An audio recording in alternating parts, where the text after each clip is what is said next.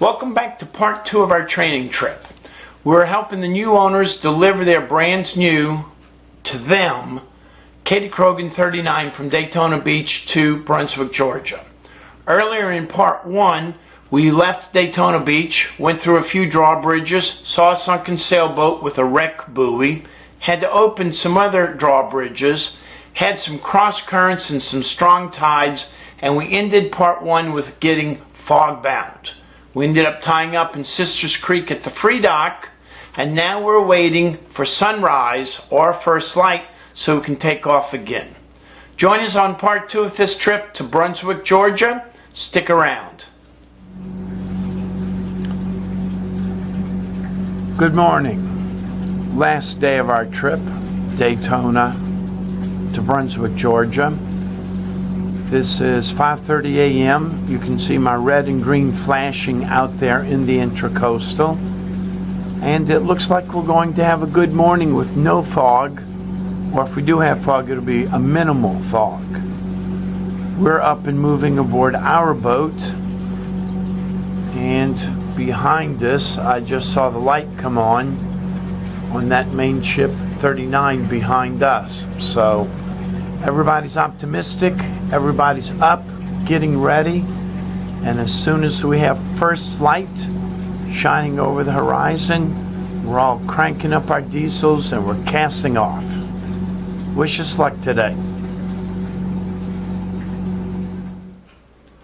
Okay, we've been waiting for the sun to rise, waiting, checking the running lights, they all check out, and then we figure, what about the bimini? It rained overnight, so let's push the bimini up to get the water off the top so that way it doesn't fall on our deckhand. She wouldn't like that very much.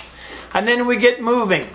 As we head north, we go into Nassau Sound, just below Fernandina Beach, Florida, and we discover there's dredges. So we have to learn the day shapes, the diamonds and the balls, to learn what side of the dredge is the preferred side for us to pass the deeper water. Then we go through another ferocious current at a railroad bridge, and then we get into the St. Mary's River, which is the Florida-Georgia state line. Now at the Florida-Georgia state line, you'll notice that the buoys change sides. So pay attention to the yellow decals. The St. Mary's River is coming in from the ocean with red right return, and the Intracoastal waterway is headed north with the reds on our left. So what happens is the decals change sides, and then we run on up past the submarine base, and then when we get out of St. Mary's River, they change sides again, and we head on up towards Brunswick. So come along. It's going to be an interesting ride. Anticipation. We're eager and ready to go. We're doing our running lights confirmation. Red light. You can see the red light there. Practicing with the searchlight, looking for the mud flat on the other side of the creek. There is our masthead light, also stated but not correctly, also called the bow light. We can see the green light on the handrail on the far side of the boat, so the green light is working. And let's walk to the back. And I can see the stern light because it's reflecting off the dinghy. And there's the stern light. And again, you can see the masthead light reflecting off the top of the radar and the TV antenna. And then, of course, reflecting off both of the radio mast antennas.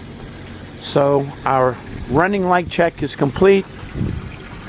Searchlight test is complete. You can see it moving around, and we're just waiting for the sun to rise, actually first light, and then we're headed north. Wish us luck.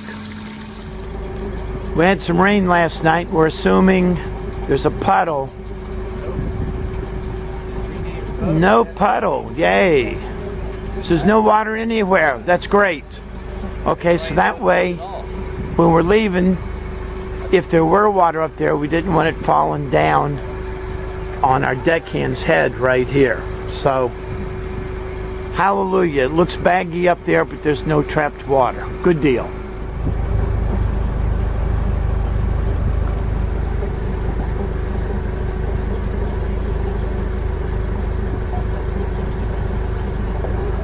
Good deal. That was easy.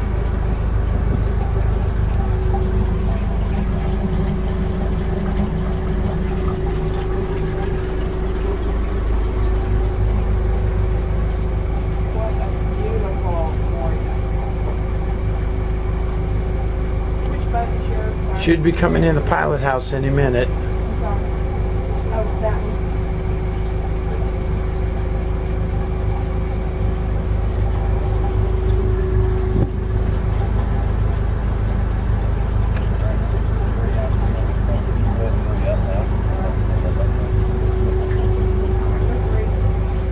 There we go. He's at the wheel.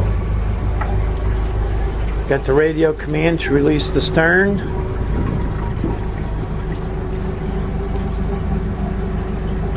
The wireless headsets are very helpful, especially when the helmsman cannot see the deckhand.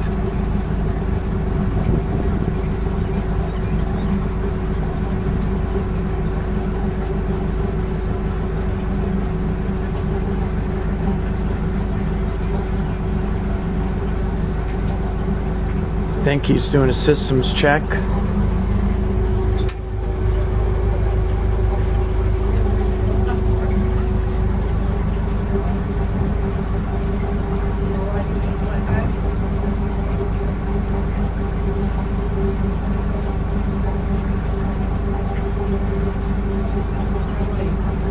Okay, I could not hear it, but in her headset she heard the release. So we have a free boat. Bow thrust to the right. Oh, there's the water coming off the roof. This is really sweet. Single engine boat. Bow thruster. We cleared the dock.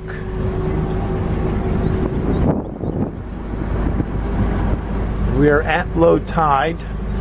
You can see the barnacles up here above the dock on the floating dock.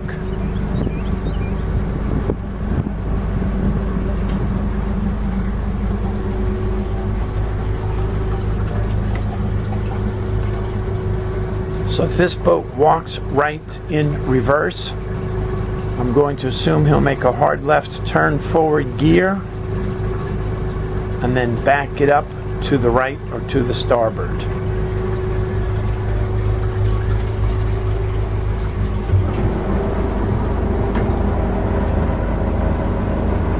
Okay, just as I guessed.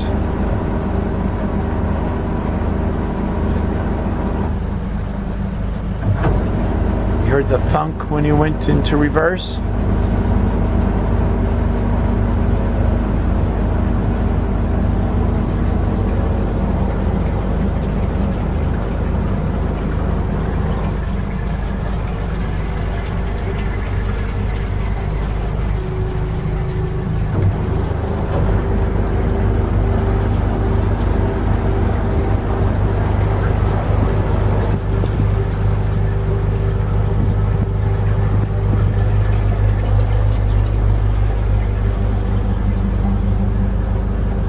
Looking good, looking good.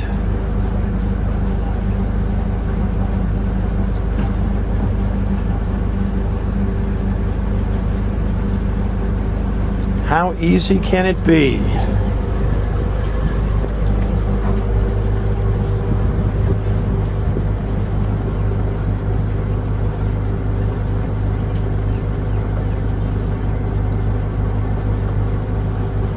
Adios.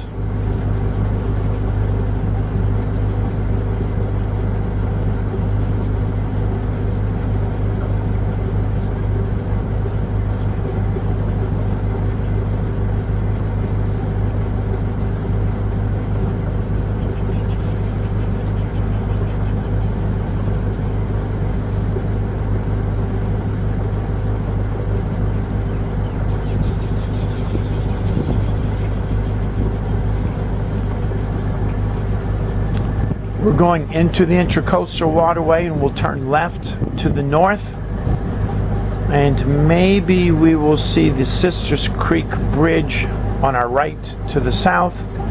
That's where we first got trapped in the fog yesterday afternoon.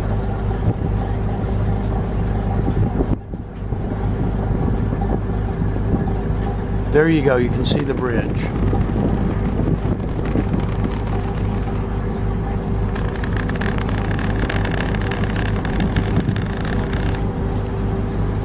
So here we go to the left, and want to point out, anybody coming here in the future, do not go between that white sign and the land, because there is no land. It's a sandbar or a mud flat.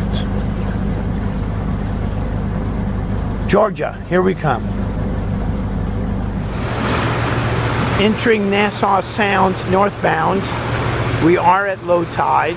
You can see that big mud bank over there on our starboard with the green marker and the red marker, and then that big mud flat there. So we've kissed the bottom a time or two, but we're floating fine. We're going to cross Nassau Sound to go straight ahead and then turn left. There's a dredge up there. We need to see what the dredge is doing and where we need to go relative to the dredge's position. Wish us luck. Low tide in northern Florida, southern Georgia. A little bit of confusion here. There's a backhoe on a spud barge. There's our green number 43, bunch of yellow floats, an active dredge, and our red number 44. So we've got to slow down and figure out how to get through here without running the boat aground. Look at the diamonds and the balls on the dredge. The diamond is the preferred passage for marine traffic. Stand by. I know it's glary, but that's the same thing that we're seeing. It's difficult to see the diamonds and the balls, but learn your day shapes, rules of the road, navigation. So we made it through that pinch point, and now we're looking good. We can see a 65-foot bridge, maybe 4 miles in the distance. Sun is out, no fog, no rain, happy cruising. We're approaching the railroad bridge and the 65-foot car bridge, Amelia Island, south of the city of Fernandina Beach. We see this big spud barge and crane spudded or anchored on the eastern side of the channel. You can see our red marker ahead, and then the 65-foot automobile bridge, and then the railroad bridge that looks like it's inside the channel span of the bridge.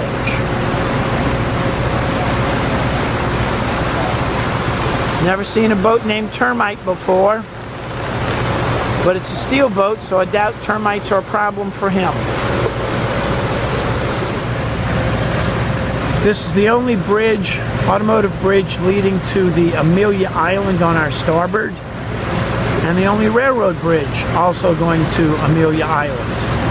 The north end of Amelia Island is Fort Clinch from the American Civil War, War of Northern Aggression, the recent unpleasantness, and also the town of Fernandina Beach, which is a wonderful little old-fashioned town. A great place to spend a couple of days just relaxing. We're coming through the chute right here. Fortunately, we don't have a very fast tide running through here, so it's not violent.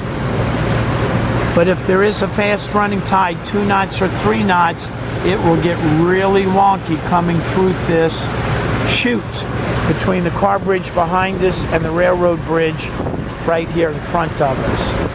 You can see the railroad track to our port, and then of course the steel structure and the Florida Coast Railway bridge tender's office right there. On to the dogleg. This is the forward range marker, St. Mary's River, Fernandina Beach, Georgia state line, to help the submarines line up on the channel coming in from the ocean. And then the aft range markers way back there. You can see the bright lights shine. So the lights are focused on a straight line. You cannot see them from either side. They're focused from a straight line. So that helps the ships and the submarines come in from the ocean.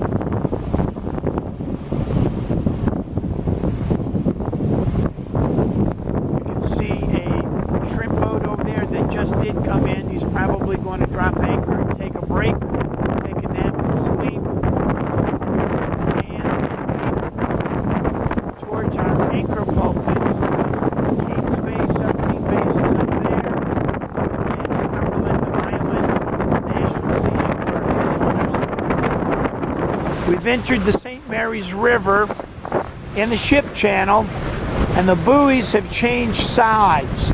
You can see that's a green buoy on our port as we head north, but it has a red triangle on it, letting us know it's the YELLOW and the ship channel.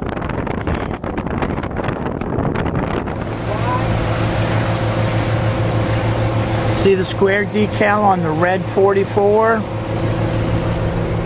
That's an Intracoastal decal. And we've got the red reminder on the starboard side. And we're in 31 feet of water.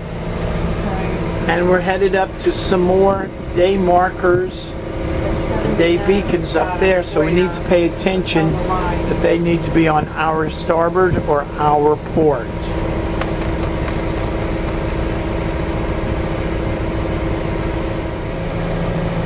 We're passing the Kings Bay submarine base, Georgia, and we've been following the red right return rule in the St. Mary's River, and the Intracoastal decals swapped sides. More accurately, they did not swap sides. The reds and green buoys swapped sides. Now we're back to traditional green on starboard as we're heading north. And that's got a square yellow decal on the square green marker. In the long distance back, you can see the degausser. That big frame is what takes the magnetism out of the submarines after they have been serviced here at Kings Bay. So we are officially in Georgia, and the reds will be on our port as we head towards Norfolk. Uh-oh. Lucky we didn't need these yesterday, because this just flew off of that center screen all the way down here onto the deck, and it did not go overboard. Lucky us. You want to try another one? Try the port that wipe. came off because somebody cleaned the windshield before. Okay. I never even touched that one. I watched around. Not me. You can see our stabilizers are barely moving. We're in fairly calm water. And this southbound boat in a meeting situation, one whistle, is going slow, being very courteous. I wish he went faster so I could show you my stabilizers, but he's a good guy. Let's see what kind of boat that really is.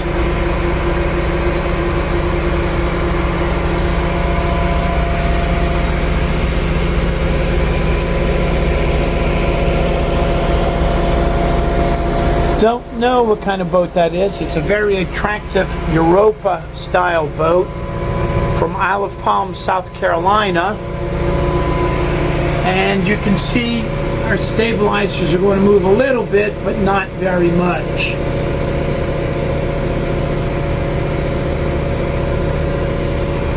And of course, we're indoors in a pilot house trawler, nice and warm and toasty and dry. No rain on us. Cruising along on this boat, we've got a couple of little simple, friendly reminders. This on the dashboard. Let me put it in the sun. That's a red and green buoy or day marker, reminding you what side of the channel the red should be on and the green should be on.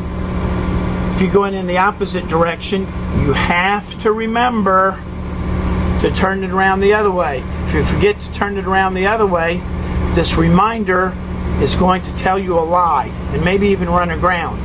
So be aware of little reminders like this. And here's another reminder that's confusing. Here on the dashboard you can see 1 and 2. 1 whistle to the left, 2 whistles to the right. And I know it's not in focus, but that says mast up 22 feet, mast down 17 feet, antennas up 32 feet. That's good for knowing bridges and even if you're going into a boat shed. But the confusing part is 1 and 2. The reason I bring that up as being confusing is here on this chart it says 1 short whistle, steer right to starboard, 2 short whistles, steer left to port. So I can only assume to use this. That means 1 whistle, the boat, the other boat will be here, and 2 whistles, the other boat will be here. That's the only way it makes sense to me. It's up to you to decide. This is crystal clear. 1 whistle right, 2 whistles left, and we've got this handout, plasticized handout available to you, compliments of Pantani's Insurance.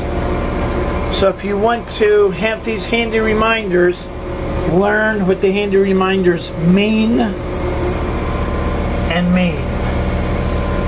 We're coming up on the north end of Cumberland Island, and we will have to go out into the ocean and then back in towards Jekyll Island. The weather's not bad, so it will not be a bad deal, but stay tuned. We'll see what it looks like.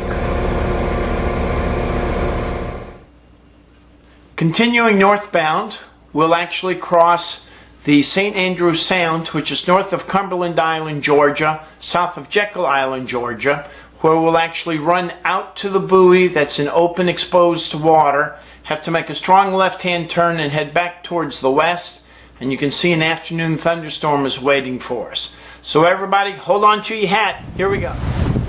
St. Nassau Sound, we're coming around the corner. ICW None 32. You can see the yellow decal on the buoy. We've got the wind at our stern. We are active in the and now you can hear the board. We want to rock and roll.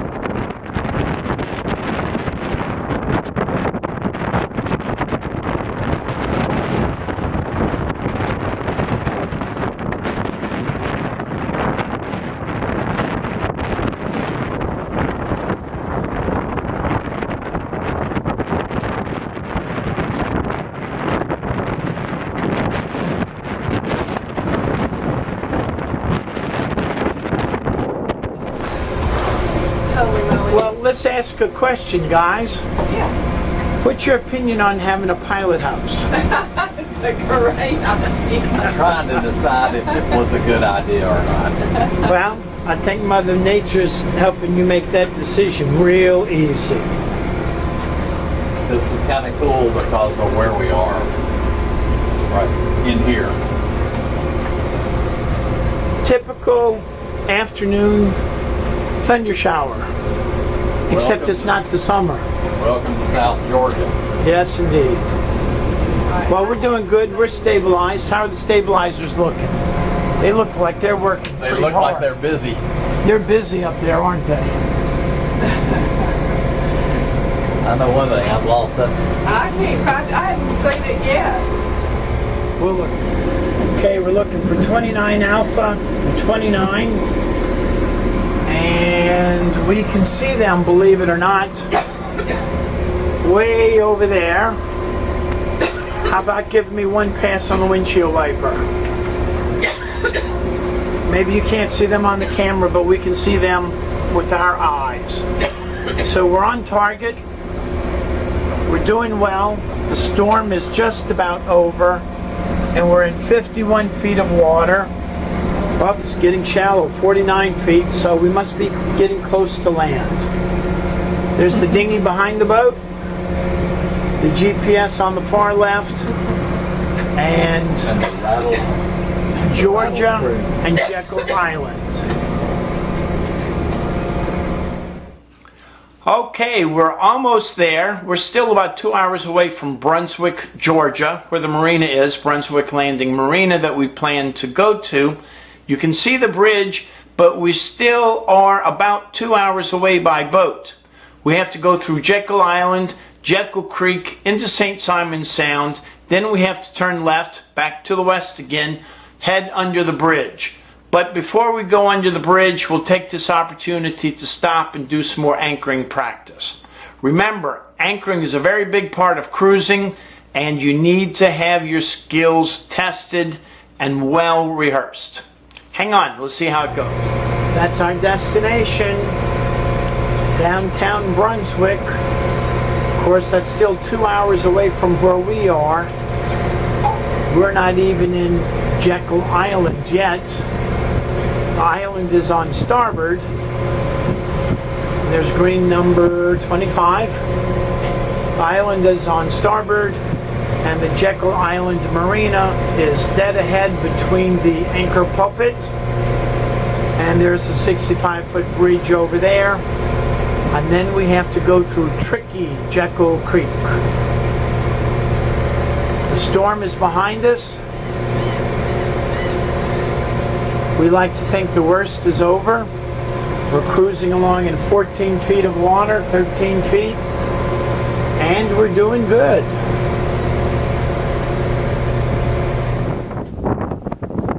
Welcome to the New World, Brunswick, Georgia. This is the Lanier Bridge. Air draft clearance 185 feet at normal high tide. We will go through the bridge, veer over to the right, go down the East River, past the Georgia State Docks, Brunswick Landing Marina, and that's where my part of the bridge ends. So that's going pretty slow. So stop with mechanical release and use the tool, loosen the clutch, and it should fly.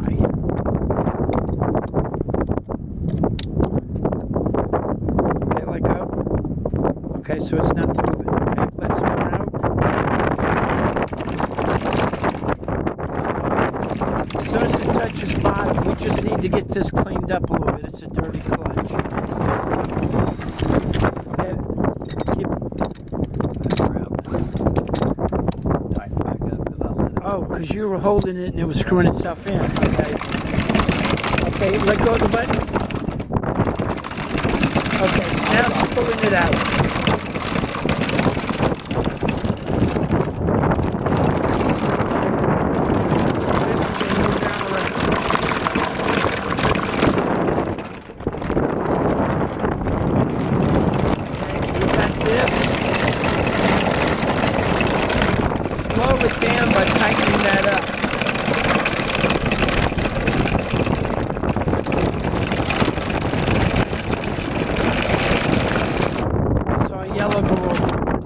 Yellow. All right. Now wait. Hold on. See how the boat's straightening up?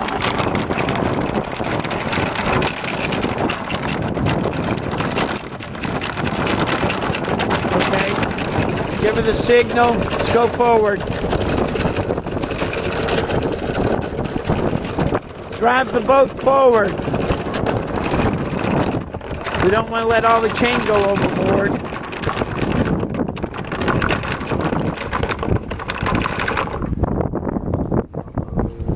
Okay, we're driving the boat forward. We've got more yellow right there. Yellow, blue. Okay, neutral. Okay, grab the hook, grab that black hook. Okay, grab the black hook, put it on the chain right there. No, it doesn't go in the eye, it goes around the link.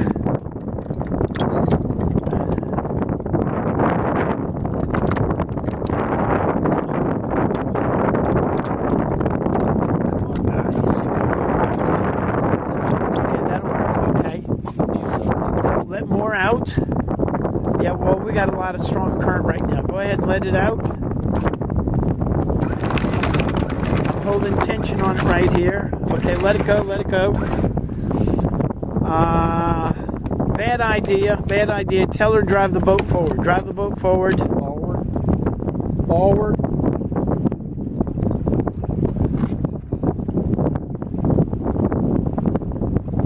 Is it in gear? Yes, she's moving. Okay, pull the anchor chain in.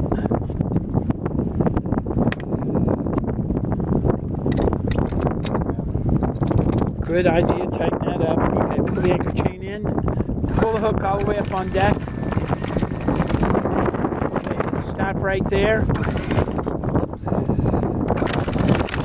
Okay, if this is going to be difficult, we need to take that off. We need to put one rope in this cleat and one rope on that cleat. Then you need to crawl over the front of the boat and put the chain hook on it. Let me pull it in a little bit. You got a lot of tension on there. Where's the chain? I see. Oh, it's straight out. Okay, I couldn't see that. Okay. Drive the boat forward.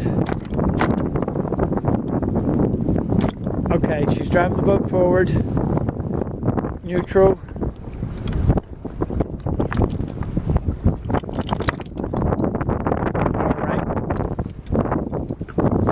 Take your tail, put it on your side.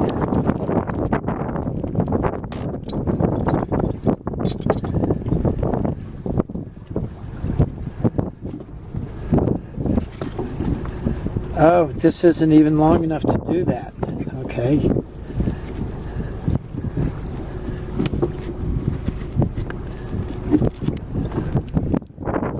Okay, well my loop wasn't big enough. So now, you've got to crawl up there. Show everybody your sunny side and put the hook on the chain.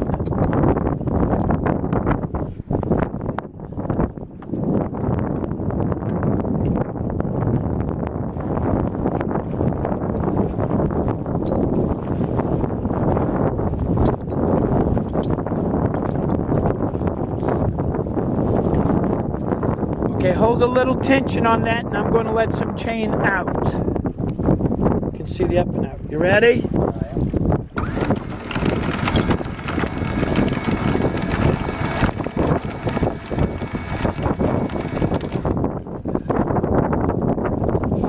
So now you see that the chain hook grabbed the chain. The boat is supported by the rope, not by the chain. I'll let some more chain out. Give her the reverse signal. Reverse, and we want to bury the anchor. Set the hook. Reverse.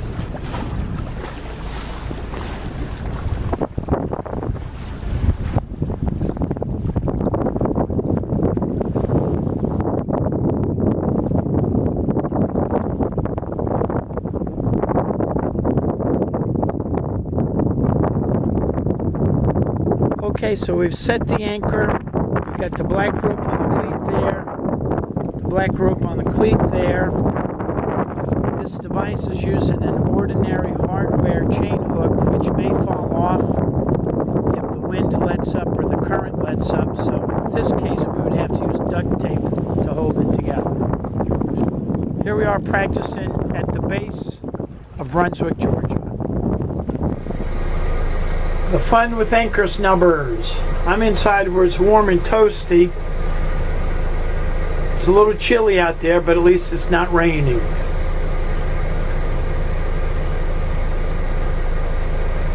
So the easy way to do it is to pull the chain hook up and hang it somewhere on the anchor pulpit handrail.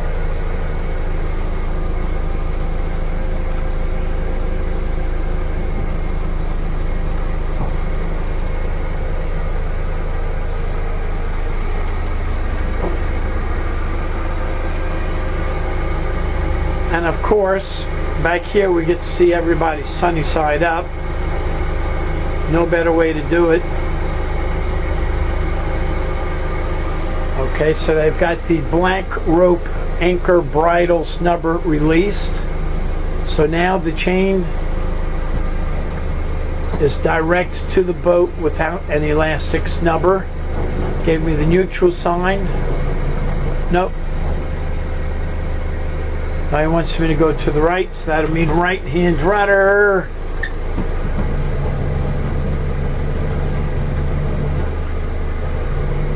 Straighten the boat out again. We might try using bow thruster, it might be a little bit easier. Let me go out and tell him. Try using the bow thruster, it might be better.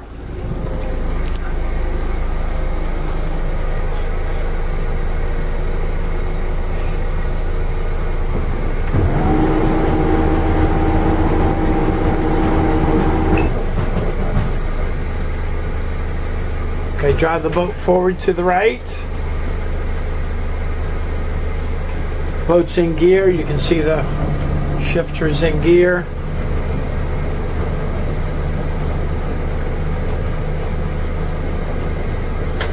And when it's windy and a lot of current, this is the kind of thing that you have to do. Fist means neutral. So he's pulling up a lot of chain. We had nearly 200 feet of chain overboard. I'm still in neutral.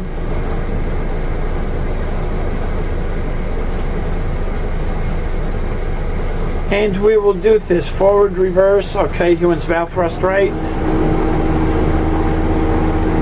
We need to get the chain aligned directly with the boat.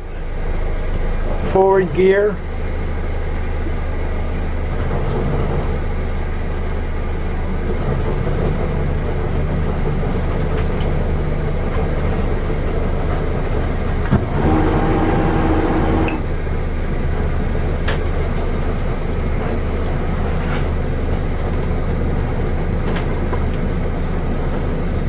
It's not storming. We had 27 knot winds earlier, neutral, okay?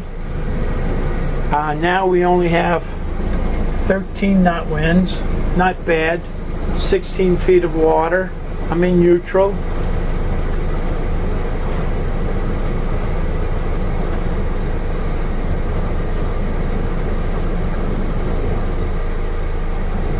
Forward gear.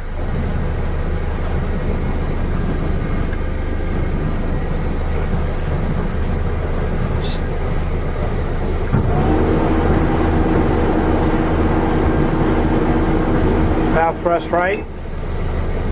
Still wants forward gear. Bow thrust right. Now he wants neutral.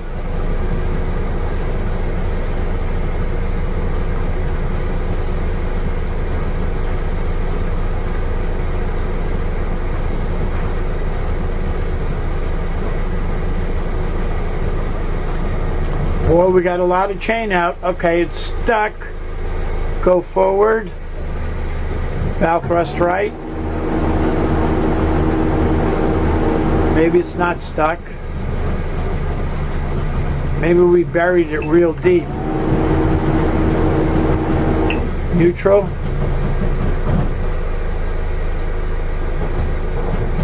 If it's stuck, we may have to drive over it with the boat and flip the anchor out of the mud.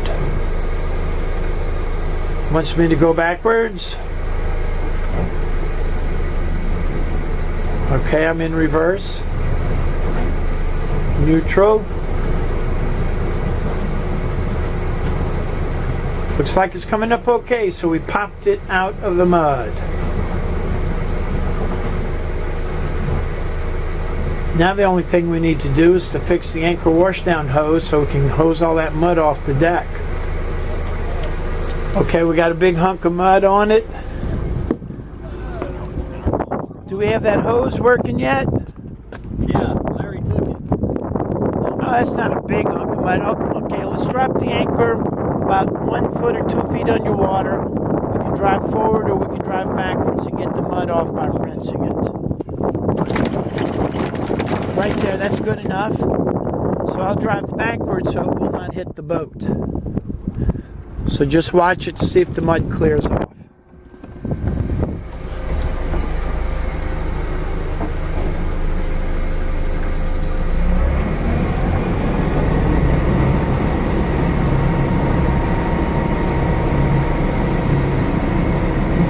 Using the rear view camera to make sure nothing's back there behind me. Idle. Neutral. How's it look?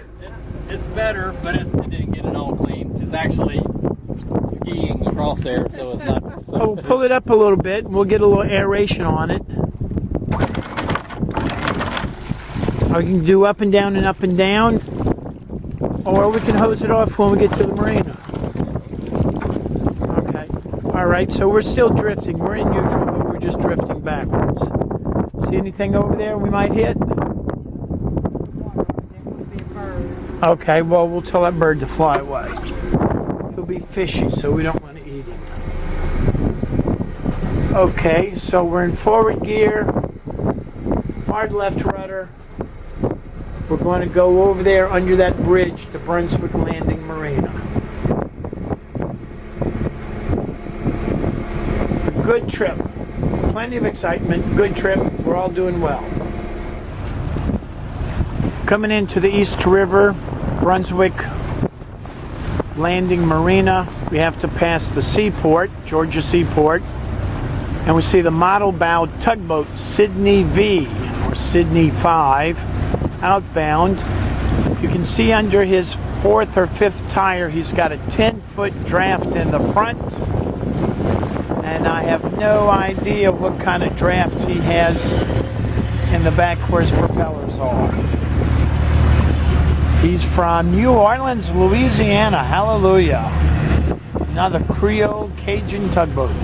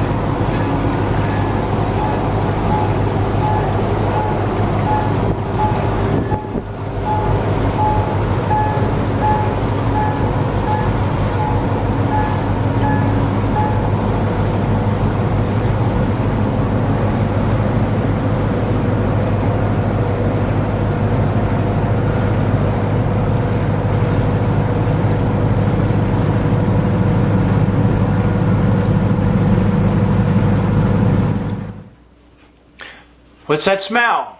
What's that sound? Watch this next video and you'll hear something go thunk. So as we're docking the boat, you can hear engine noises, you can hear RPMs, you can hear the wind, you can hear people talking. But in all of those sounds, you'll hear thunk.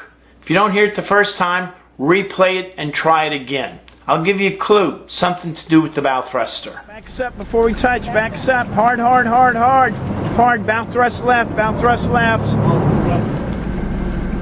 Bow thrust left. That's perfect. It lost it electrically or fuselage?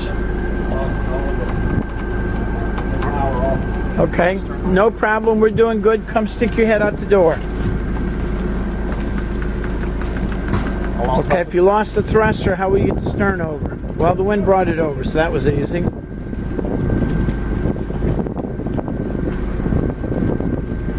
Ta-da!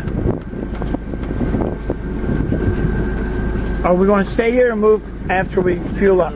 We're going to move where to, do you think? That one I got to figure out. Okay.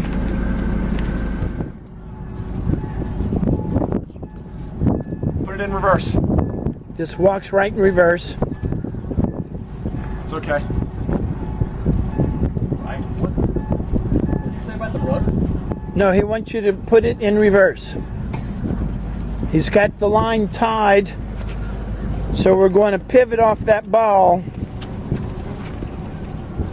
See how the bow's coming out? Easily give it another 100. Easily. Reverse. In reverse. Yep. So this is true springing. Leave it in gear. Leave it in gear, another 100.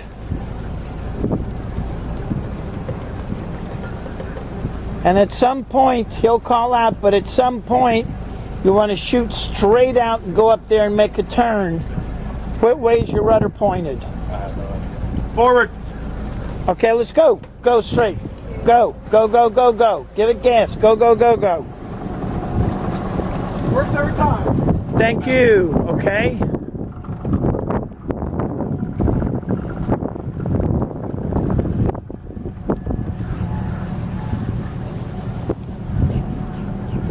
And just in case you don't know where you are, there's your range marker right in the middle of the marina.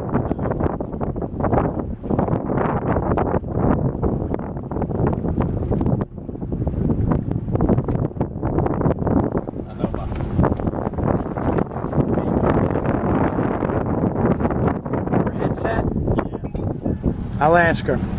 Amanda!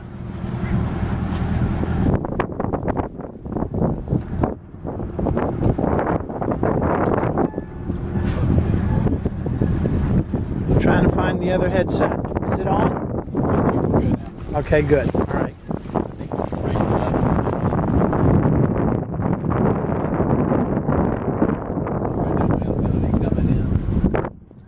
Okay, there he is with the blue shirt. Remember, the wind is at my back, your back.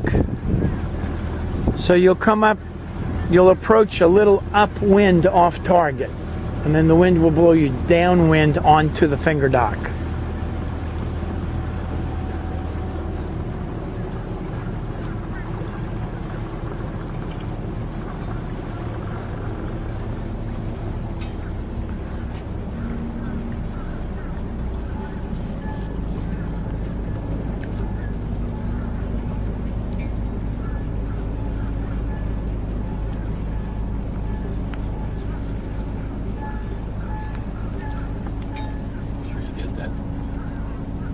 Money ready when we're done. I can't remember where it's at.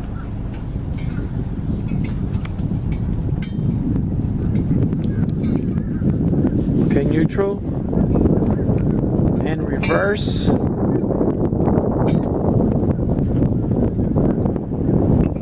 Sweet, sweet, sweet.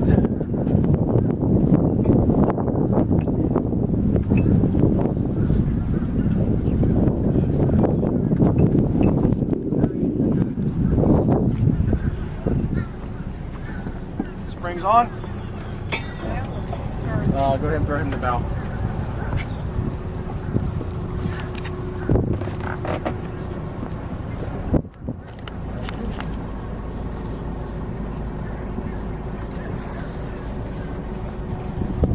I got your stern. Yep, you got about 10 feet up front.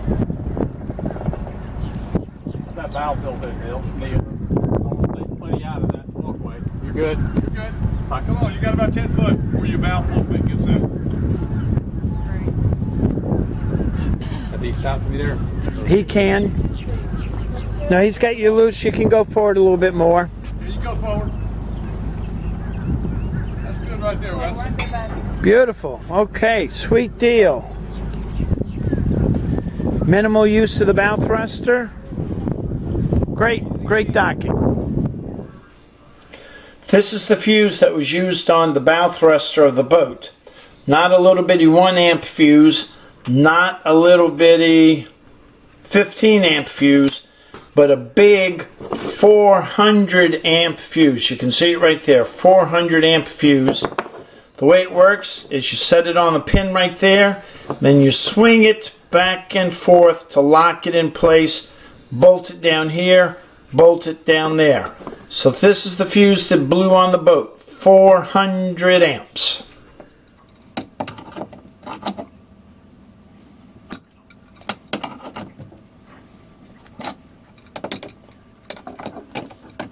I guess a good toolbox is next on the list. That'll be tight enough. I don't know if we're damaging that block that's holding the post. It's not nearly as tight as it was when I broke it loose. Okay. So I'm not, this is not a lot of torque. See that one? Okay, Right. good. Okay. Just hold that plastic shield over there by hand. We don't need to reassemble everything just for the test. Just hold it by hand.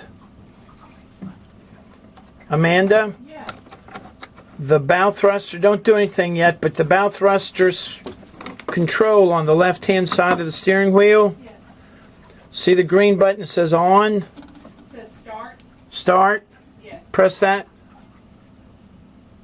I pressed it. Anything happen? Nope. You see a light? Nope. No light. Well, why don't we turn on the battery switch? Wait, one stand by. Stand by. Okay. Try it again. Got it. Station enabled. Okay. Real simply, just push it to the left. More. Uh-oh, it just went off. Okay. Got a dead short somewhere. So we've got a short some. The light went out? Yes. Okay. It's a possibility that we blew the fuse the first time because we may have something in the tunnel underneath the bow of the boat. And then we heard it dunk.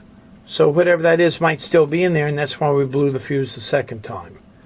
So we'll put the boat in the slip tonight and maybe get a diver to jump overboard, see if there's any debris in there. Could be a stick, could be anything. And then we'll get another new fuse. So we've proved that replacing the fuse helps it, but the propeller won't turn. Something might be stuck inside the tube. So we'll turn this battery switch off again so we don't surprise anybody that's working on it. Okay, thank you. Okay, so what we did was we turned it on again. We tested the fuse. The fuse is okay this time.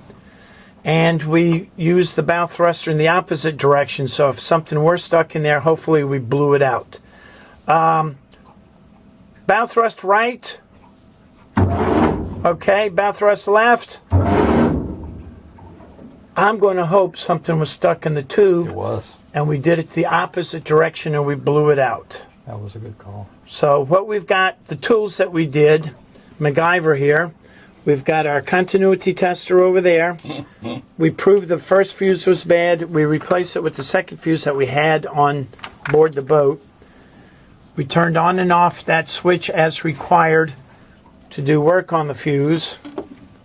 And now we're going to put the safety cover back on it. And whatever was stuck in the bow thruster tunnel, we were able to blow it out, and we're good. Happy. With the Ready to turn this to stop now? turn it off. Go ahead and turn it off. We're happy. Thank you. I'm happy. Now let's think about transient dockage for the night. If you are an annual or seasonal renter at a marina, you get your pick of slips. If you're just a one-night or two-night transient docker, they pick the slips. So let's stop for a moment and think about a restaurant. What are the two worst tables in a restaurant? And you may think of the kitchen and the bathroom, high traffic area. So when we came into Brunswick, Georgia, they put us in a good slip, we thought. And then all evening long, there was a dredge operator, you saw them earlier, and they're doing crew changes at our dock, waking us up all night long. They were being nice, they were being polite, they were being as quiet as possible, but the diesel engine wasn't quiet. So that's what we had to endure all night long. So when you go to a marina, ask where you can park your boat, where you can dock your boat, where's a nice quiet place so you can get a good night's sleep. Watch this.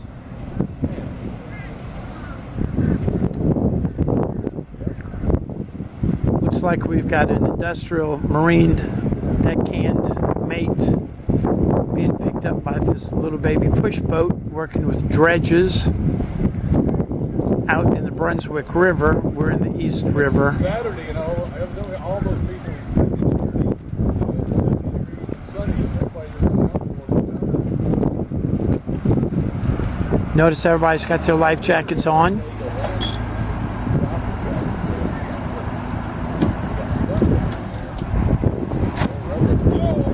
Oh well, I guess kids will be kids.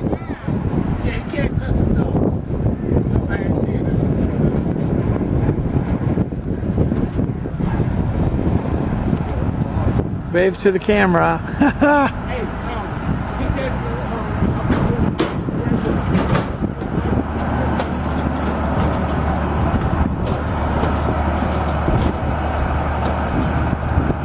Miss Ella, the name of that little push boat, Miss Ella.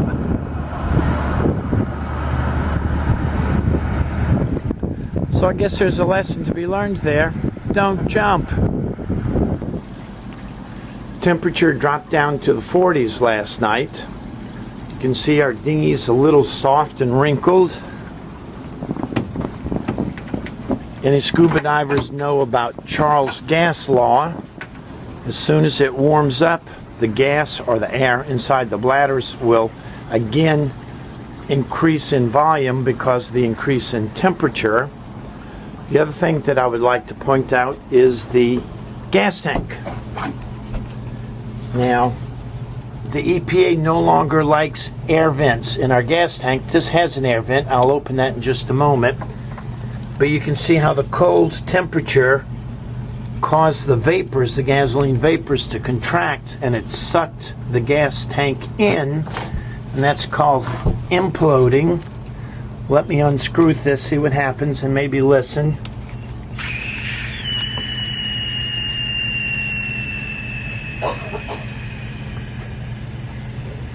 And you can see that it's going to go back to its normal shape, I hope.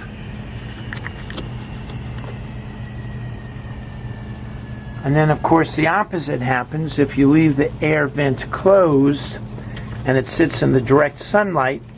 Then it will expand, and then the container may explode. Not in a fireball explosion that you would associate with gasoline, but in a container just blowing up like a balloon and exploding.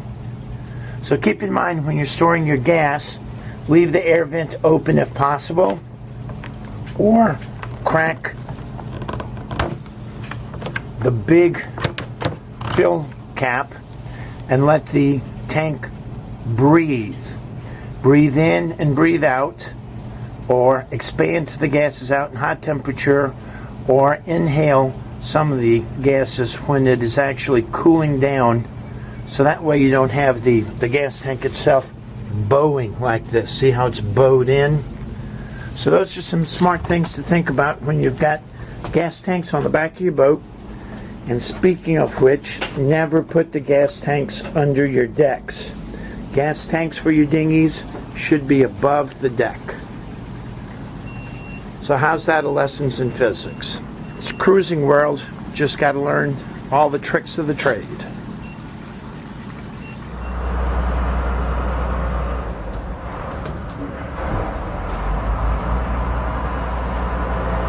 Curious if you were able to see the red and green running lights with all the light pollution in the background.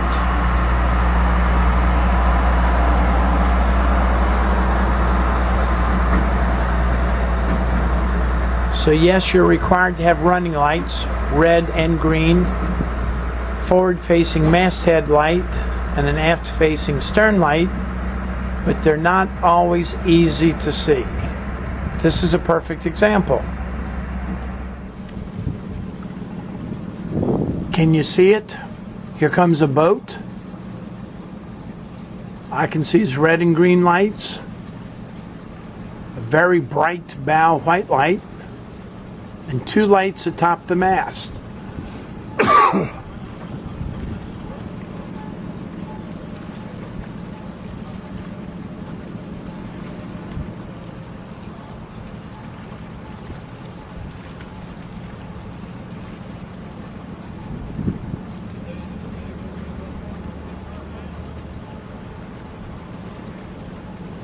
He'll be coming in to land at the dock, my immediate left, starboard side of the boat I'm aboard.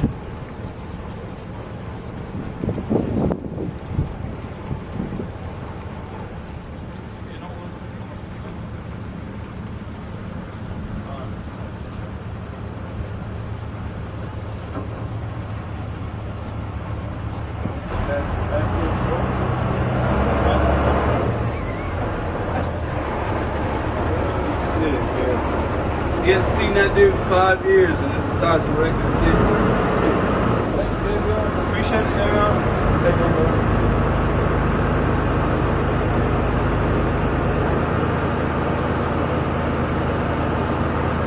So I guess they dropped off 2 guys, some kind of heavy equipment on their shoulders, walking up to the parking lot, and the boat's headed back out to the dredge.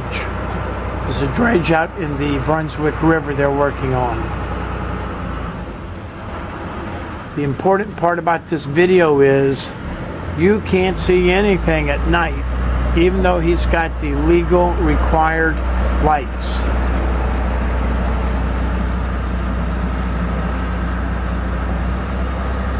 Do not plan to cruise at night if you don't have to, because that is all you'll see. Not much.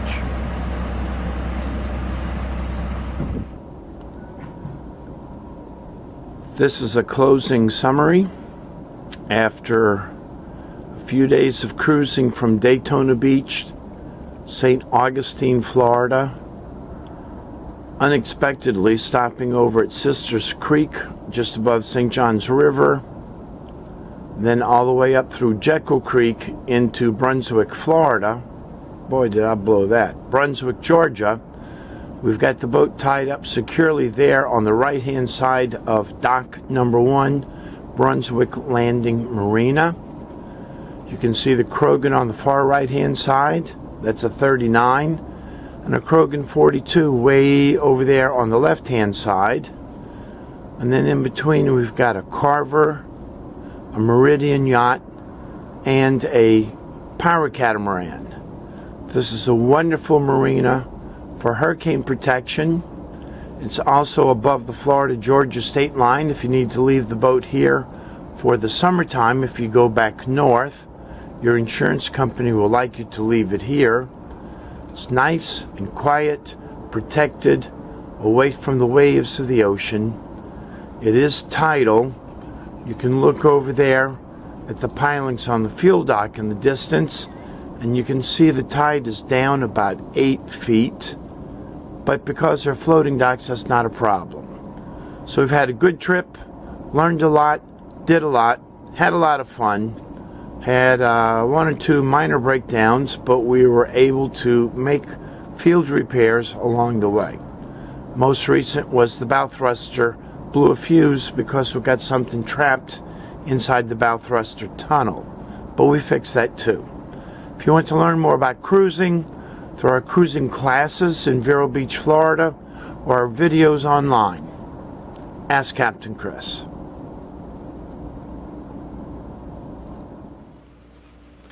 Thank you for joining us for part 2 of our 2-part training delivery aboard a Kadey Krogen 39 from Daytona Beach up to Brunswick, Georgia.